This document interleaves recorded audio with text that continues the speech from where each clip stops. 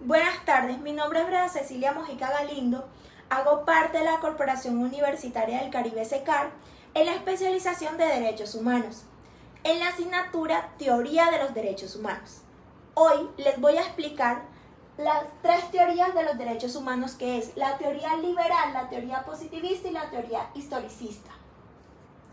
Vamos a ver un contenido que vamos a ver, una introducción,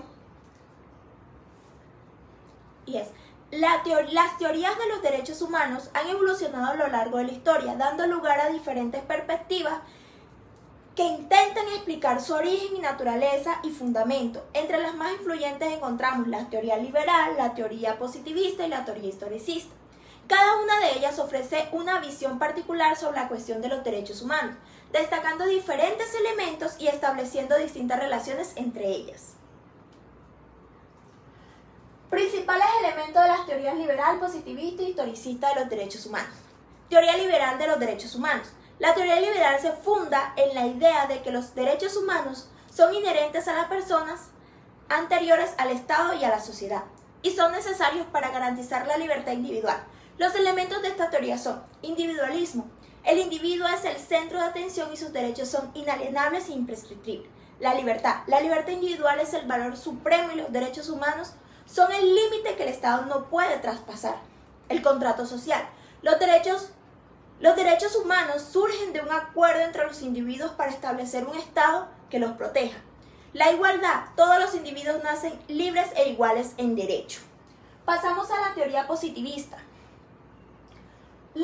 El positivismo jurídico sostiene que los derechos humanos son creaciones humanas y por tanto depende de su reconocimiento y protección por parte del Estado. Los elementos claves de esta teoría son: normativismo. Los derechos humanos son normas jurídicas positivistas, es decir, creadas por el Estado y contenidas en las leyes. Relativismo. Los derechos humanos no son universales, sino que varían según las culturas y los contextos históricos. Eficacia. La importancia de los derechos humanos radica en su efectividad para resolver problemas sociales y garantizar la justicia. Ahora tenemos la teoría historicista.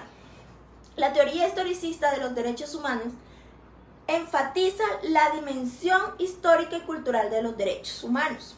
Los elementos principales de esta teoría son: la evolución. Los derechos humanos son el producto de un largo proceso histórico y social. El relativismo cultural. Los derechos humanos no son universales, sino que están condicionados por las particularidades de cada cultura. Un contexto social. Los derechos humanos deben ser interpretados y aplicados en función del contexto social en el que se encuentren. Pasamos a las similitudes entre las teorías. La primera similitud es reconocimiento de la dignidad humana. Las tres teorías coinciden en reconocer la dignidad inherente a toda persona como fundamento de los derechos humanos. Otra similitud que tienen entre las tres es la protección de las personas. Todas las teorías buscan proteger a los individuos frente al abuso y arbitrariedades. La importancia del Estado. Aunque con diferentes énfasis, las tres teorías reconocen el papel fundamental del Estado en la garantía de los derechos humanos. Ahora bien, veamos las diferencias entre las teorías. El origen de los derechos es la primera diferencia. La teoría liberal los considera innatos, mientras que el positivismo los ve como creaciones humanas y el historicismo como producto de la historia. Natural de los derechos. La naturaleza de los derechos. La teoría liberal los coincide como derechos naturales, el positivismo como normas jurídicas y el historicismo como construcciones sociales. Universalidad. La teoría liberal define la universalidad de los derechos humanos, mientras que el positivismo y el historicismo enfatizan en su relatividad.